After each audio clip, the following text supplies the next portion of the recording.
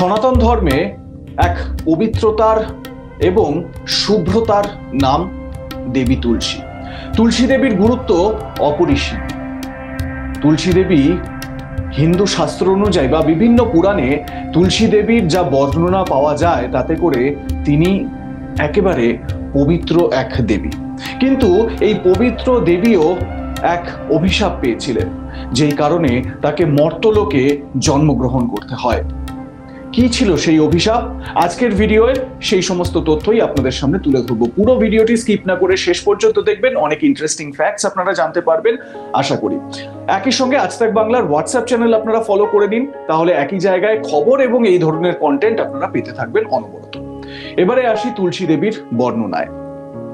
আপনারা জানেন যে সনাতন ধর্মাবলম্বীদের মধ্যে দেবী তুলসীর গুরুত্ব কতটা, এবং বাড়িতে তুলসী মঞ্চ রয়েছে। হিন্দু বাড়িতে বা হিন্দু ধর্মাবলম্বী মানুষের বাড়িতে তুলসী মঞ্চ তৈরি করা হয়েছে, এরকম দেখাই যায়। মানে এরকম সবসময় আমরা দেখে থাকি। সন্ধ্যের সময় সেই তুলসী মঞ্চে ধূপধুনো ধরানো, এটা তো একটা বড় রীতি। কিন্তু কি এমন ঘটনা ঘটেছিল যেই কারণে তুলসী দেবীকে মর্তলোকে জন্মগ্রহণ করতে হয়েছিল এবং তাকে কলঙ্কিত হতে হয়েছিল? এবারে আপনাদের বলি। দেখুন, তুলসী দেবীর অপর নাম হচ্ছে বৃন্দা। বৃন্দাবনে রাধাকৃষ্ণের পরম সেবিকা এই বৃন্দা দেবী বা তুলসী দেবী।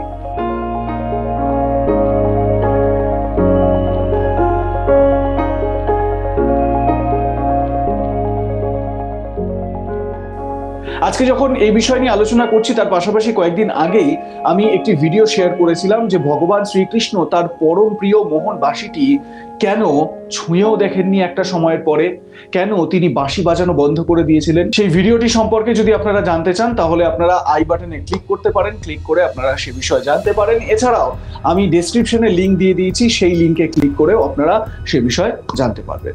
একদিন এই বৃন্দাবনে দেবী তুলসীর সঙ্গে বা বৃন্দার সঙ্গে শ্রী শ্যাম বা শ্রীকৃষ্ণ তিনি ক্রীড়ারত অবস্থায় ছিলেন, এবং তা দেখে রাধিকা ভীষণ রেগে যান।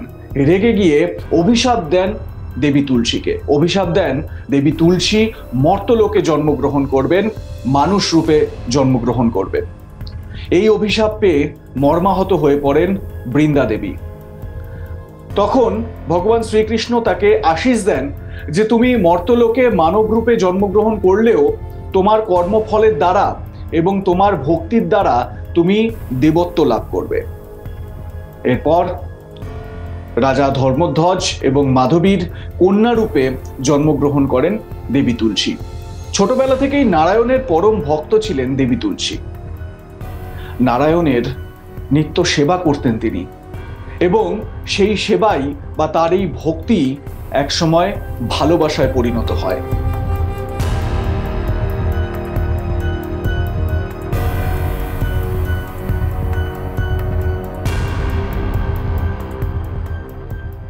ভগবান নারায়ণকে পাওয়ার জন্য তিনি তপস্যা শুরু করতে থাকেন।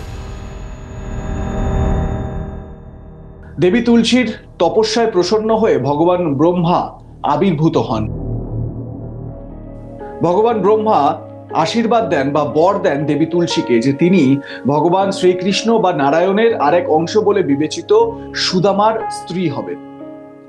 এদিকে রাধার অভিশাপে সুদামা শঙ্খচূড় দৈত্য রূপে আবির্ভূত হয় মর্তলোকে, এবং সেই শঙ্খচূড়ের সঙ্গেই বিবাহ হয় তুলসী দেবীর।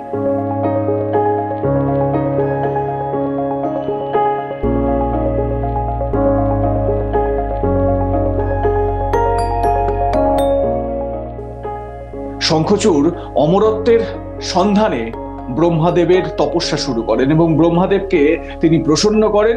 ব্রহ্মাদেব আবির্ভূত হন এবং তাকে বর দেন, যতদিন তোমার স্ত্রীর সতীত্ব রয়েছে ততদিন তুমি অমর রয়েছ।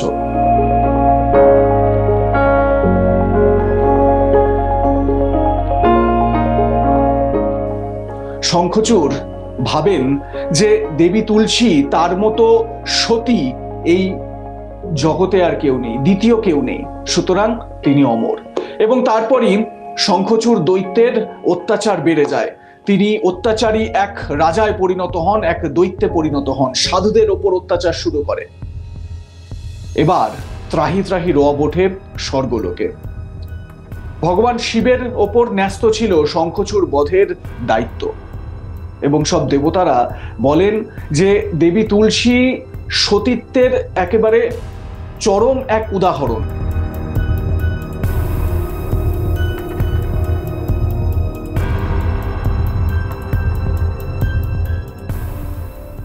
তার মতো সতী আর কেউ নেই, তাহলে কি করে শঙ্খচূড় বধ হবে? তখন ভগবান শিব নারায়ণের কাছে গেলেন এবং বললেন সমগ্র কাহিনী। নারায়ণ তিনি বললেন যে ঠিক আছে, আমি এবারে একটা ব্যবস্থা করছি। ভগবান নারায়ণ শঙ্খচূড় রূপে দেবী তুলসীর ঘরে গেলেন এবং তার সঙ্গে মিলিত হলেন। যদিও পরে দেবী তুলসী সব সত্য জানতে পারেন।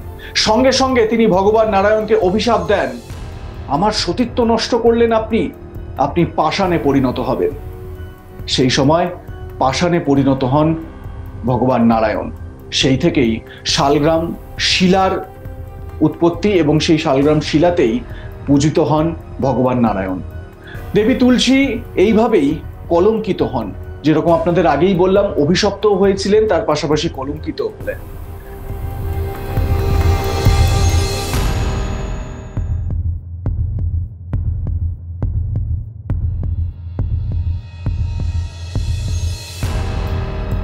তারপর যখন চারিদিক ভেবে দেবী তুলসী ভাবলেন যে তিনি তো ভগবান নারায়ণকেই অভিশাপ দিয়ে দিয়েছেন, তার আরাধ্য যে দেবতা সেই দেবতাকেই তিনি অভিশাপ দিয়েছেন, তখন মর্মাহত হলেন। ভগবান নারায়ণ তাকে আশ্বস্ত করলেন যে তিনি দেবী তুলসী রূপে তিনি আবির্ভূত হবেন আবার, এবং এই দেবী তুলসীর সঙ্গে এই শালগ্রাম শিলার বিবাহ হয়, অর্থাৎ ভগবান নারায়ণের বিবাহ হয় দেবী তুলসীর সঙ্গে। সেই থেকেই দেবী তুলসী এবং নারায়ণ এক, এবং নারায়ণের আশীর্বাদেই দেবী তুলসীর মাথা থেকে বা কেশ থেকে বেরিয়ে আসে তুলসী গাছ। যে তুলসী গাছে আমরা পুজো দিয়ে থাকি, যে তুলসী গাছ ভগবানকে যখন আমরা নৈবেদ্য নিবেদন করি সেই সময় সেই তুলসী পাতা দেওয়াটা বাধ্যতামূলক।